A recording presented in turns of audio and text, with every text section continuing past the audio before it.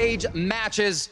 It is now time to find out how the top 8 teams here at Worlds fan out as we match up to head to the quarterfinals. Now, there are a few rules and procedures we have to go over before we get to it. They're pretty straightforward. First rule is that teams that finished first in their groups respectively will be playing against teams that finished second in their group. Now, the second rule is that no 2 teams from the same group can be placed on the same half. And as far as the order of the draw is, first we'll be drawing the top-seeded teams in their bracket positions, and then we will draw the second-place teams from those brackets, keeping in mind that if teams are placed on the same half of the bracket, they will be moved to the first available position because it violates that second rule you talked about. All right, so now without further ado, let's meet those 8 teams who are competing in next week's quarterfinals, starting with the first-place squads. From Group A, representing Korea's ROX Tigers, Gorilla. And from Group B, representing Korea's SK Telecom T1, Bang.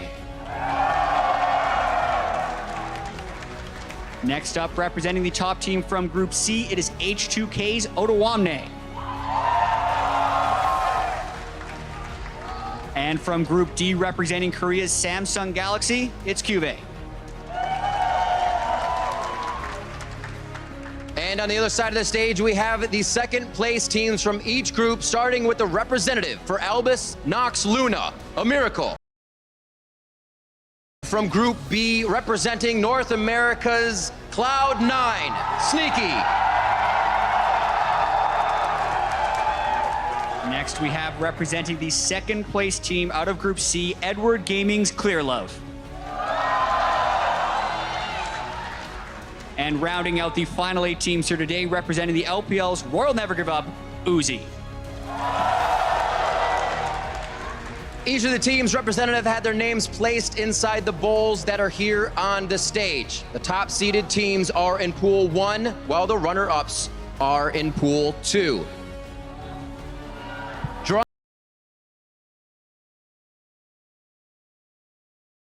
World's participant, Immortals 80 carry, WildTurtle.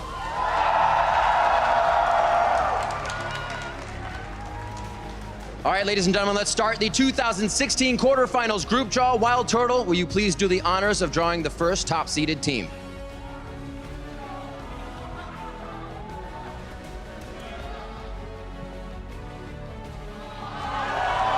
SKT has been drawn, and they will go into the top left of the bracket.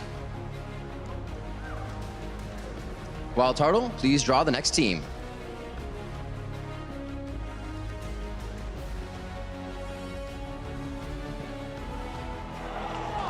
ROX Tigers has been drawn. This means they're in the bottom left, and ROX and SKT are on the same side of the bracket, meaning if they do meet, it would be in the semifinals. All right, WildTurtle, please draw the third top-seeded team.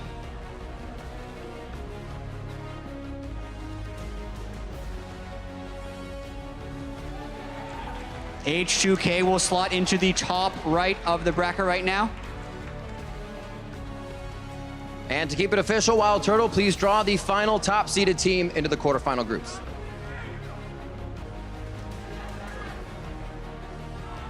And Samsung Galaxy will now be the final top-seeded team that has been drawn. The first seeds are set.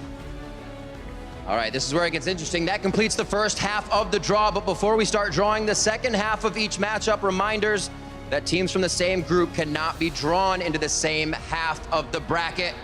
WildTurtle, please draw the first quarterfinal matchup. An example of this is if Cloud9 were to be drawn right now, they would slot into the right side of the bracket since SKT is on the left.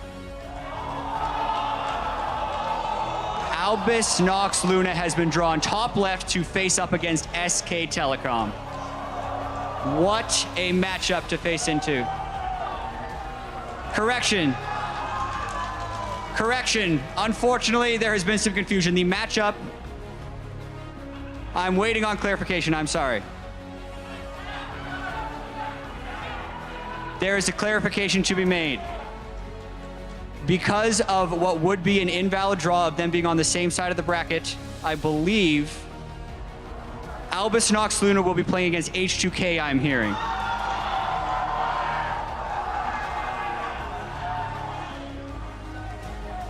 Because Albus Nox Luna is in the same group as the Rocks Tigers, they cannot be drawn on the left side of the bracket. Therefore, they will move to the right side of the bracket. Apologies to everyone for the confusion. Therefore, Ottawabne and a Miracle will be playing in the quarterfinals.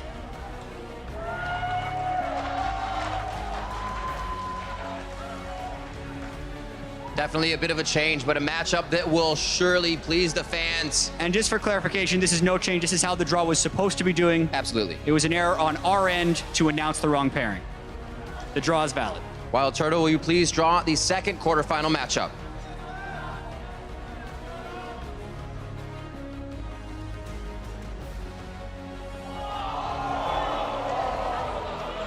The team drawn is RNG. They will now play against SKT on the top left of the bracket. Royal Never Give Up versus SK Telecom T1. Starting off here in the quarterfinals, a match that many could be seen as a final that would happen at Worlds. Yeah, definitely a lot of individual talent heading into these games. RNG advanced after a 3-3 record. Now they face SKT. All right, WildTurtle, please draw the third second-seeded team.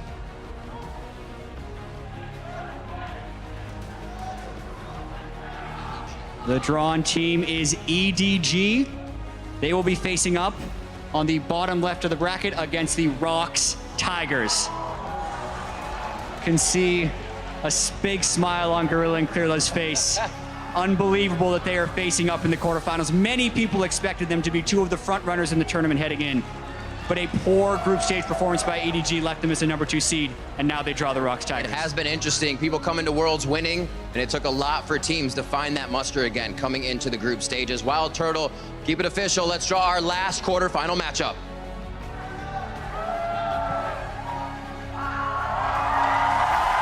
And just to make it official, Samsung Galaxy will play Cloud9 in the final quarterfinal matchup we have drawn.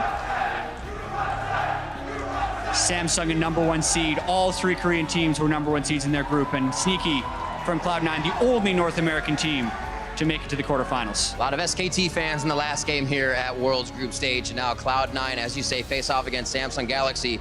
Now that all the teams have been drawn, take a look at one of these matchups one more time. We see SKT versus RNG, EDG versus Rocks. As I said before, a lot of times you can say, we figured this would be a final matchup, but we're seeing it in the quarterfinals. Yeah, just some unbelievable draw there with Rocks and EDG getting drawn together. Also, H2K versus Albus Nox Luna, one of those teams now. Many people had counted them out before the tournament even happened. One of those teams will be making it to the semifinals. Absolutely ridiculous. It's going to be an amazing quarterfinal stage. You can catch these 8 teams take to the Rift in the 2016 World Championship quarterfinals when it kicks off Thursday, October 13th at 3 p.m. Pacific time from the historic Chicago Theater. Now to wrap up the group stage and preview the knockout stage, let's throw it back to the analyst desk. Thank you very much, Rib. With the bracket locked in, we're going to take a look at the matchups, but first, an update on the rising stakes in the fight for the Summoners Cup. It's time to check in on the state of the fan contribution to the World's 2016 prize pool. As a reminder, 25% of Championship Z and Ward Skin sales go directly to the World's prize pool. With just 3 weeks to go until the finals in Los Angeles, fans have nearly doubled the initial prize pool, contributing over $2 million. We'll bring you an update on the grand total of the prize pool ahead of the finals. Now, for more details about the World's prize pool, click on over to lolesports.com. So, gentlemen, as the stakes raise, and with the group stage complete and the quarterfinals draws locked in, let's take another look at our World's 2016 top 8. We've got SKT versus RNG. We've got Rocks versus EDG. H2K versus ANX. And of course, Samsung Galaxy versus C9. So right off the bat, I just want to know which matchups you guys are excited for before we start breaking them down. I mean, just basing on the names, you know, you have to look on the left side first with SKT versus RNG and Rocks Tigers versus EDG. If we look at how the teams have actually been playing so far, then I'm not as excited to watch like an EDG and RNG in the quarters, because I think the Korean teams here are going to be heavy favorites to take this one. I mean, of course, with 3 Korean teams in those 1 seeds, it was very likely that we were going to get 2 China versus Korea matchups, and that's exactly what we got. But as you mentioned, you know, somewhat of a wild cards there in those Chinese slots, those number 2 slots with RNG or EDG. And we have a lot of questions about weaknesses that they can shore up over the next week leading up to those best of 5s. And the Korean teams just look so solid. I mean, what I'm excited for is watching Samsung in particular. They were able to just dismantle people, 2 back-to-back 24-minute games. You can't really get better than that at the world stage, and it's a really tall order for Cloud9, a really shaky team that we saw today. And if they can just go toe-to-toe in at least some of the early games, I'm going to be really happy to see those results. Yeah, I think actually Samsung is the winner of this entire group draw, because people look at H2K Albus and say, wow, okay, H2K was super lucky, they got Albus and they should be able to win. That obviously can be a difficult matchup for them to play, but the reason I think Samsung is the big winner here is because the other 2 big Korean powerhouses who's been playing the best League of Legends are on the other side of the bracket. So I actually think Samsung is the favorite on their side to make it all the way to the final. See, in saying that, Rox Tigers, if you're going to draw a Korean, is lost against Albus Nox and lost the early game a second time against Albus Nox. For a team like EDG that plays so heavily around the bottom side of the map, and for a team like Rox Tigers that plays so heavily around the top side of the map, I actually think that this is the best that EDG could have hoped for after digging themselves into the hole that was getting 2nd seed in their group. It was never going to be good, but at least getting that volatile matchup means that there is now a hope that they sneak through. I mean, it is a good point, considering that as EDG was in H2K's group, it was an impossibility for them to draw them as a number 1 seed. So between the 3 Korean teams, I would say, for myself personally, I would be most happy playing against the Rox Tigers based on their group stage performance, which is crazy because coming in, it seemed like a no-brainer that this team was who was going to run to the final. And I mean, when you look at it, EDG should have 2 winning matchups. Pawn should be able to take it to Kuro in the mid lane. Bottom lane should be in favor of Deft Mako, because they are very heavily laning focused. They're better team fighters, I think, on the side of Rox Tigers, and we've seen that. I have to disagree. I love it. We're getting fired up. We're getting fired up. The top side, though, Right. Mouse against Oh, Smeb. that's a horrible watch. Don't even that's talk going to be about not that. even close. I feel like just Smeb is going to run him over and then just use his remains to take over the entire of the team. Smeb has been, while not as expected of the caliber of a top laner that you would have hoped for from the number 1 player at World, I think he's still miles above Mouse and should be able to just easily carry it. But he should have been miles ahead of a lot of the other top laners in his group as well. He has another week. Physio in here. Hold up. I will direct the physio, please. Thank you. We get into a BO5 now, and I think EDG's advantage in those 2 lanes you mentioned is nowhere near big enough to make up for Smeb versus Mouse and top lane. And also, I think Peanut, when it comes to the early game, is going to have a much bigger impact than an underperforming Clearlove right now. So I actually think Gorilla and Prey are going to be okay in the 2v2 bottom side. I think Kuro is more than fine in the mid lane as well, just honestly not trying to win his lane. And then they're going to have so much pressure coming from top side. I think Rox Tigers are actually pretty happy with going against EDG because the top side is so weak. I think they are as well. Don't get me wrong. I'm saying if you are EDG and you can't be on H2K's side of the bracket, which they can't, you either choose between SKT, which you notoriously match poorly against, or the Rox Tigers. You take the Rox Tigers in that regard if you are EDG. It's you a have to lesser of beat 2 them both evils to get to the final. But as far as it goes, that is the matchup they wanted. All right, another matchup that I do want to talk about, you touched on just for a half a second, the H2K versus Albus Nox matchup, because one of these 2 teams is making it to the semifinals. And although you mentioned it's probably H2K's lucky day, or they'll be happy at least with their draw, I would have to say that once again, if we're looking at that team as one that can either overperform or perform at their optimal level, or just on the same day perform at 25%, that Albus Nox would be just as happy pulling them out of the hat. I think Albus is super happy. Like, this was exactly the team they wanted to face if they wanted to make it into a semifinal. For that exact reason, I think going against SKT, Rox, Samsung, you know, all 3 teams, we expect them to show much more prepared. And I think H2K and Albus are actually both happy at the moment because this is like the best kind of matchups they could get.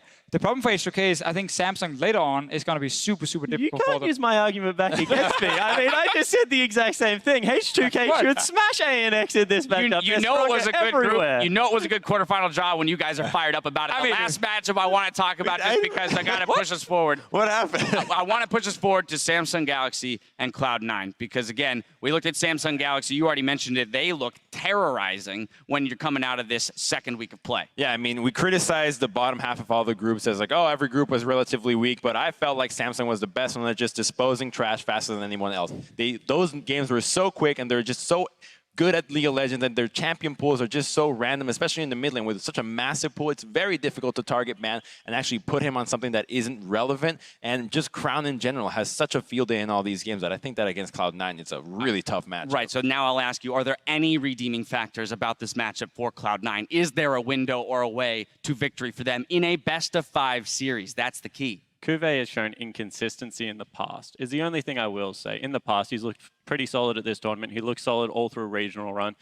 Maybe, you know, that is something that they can look to exploit with their veteran in Impact, but honestly, that's like grasping at straws. Yeah, I can see C9 match in the early game for sure, but I think Samsung's late game is miles ahead of C9. So it's going to be one of those games where you look at the first 25, 30 minutes being the decider for C9. If they go further into the games, I think Samsung will take it. So all in on early game, and C9 might have a chance, but I think Samsung is going all the way to the final. All right, well, the bracket is set, so tune in next week as the chase for the Summoners Cup continues live from Chicago. Wednesday at 5 Pacific, join Riv, Freak, and the rest of the PTL crew for another special Worlds edition of Primetime League.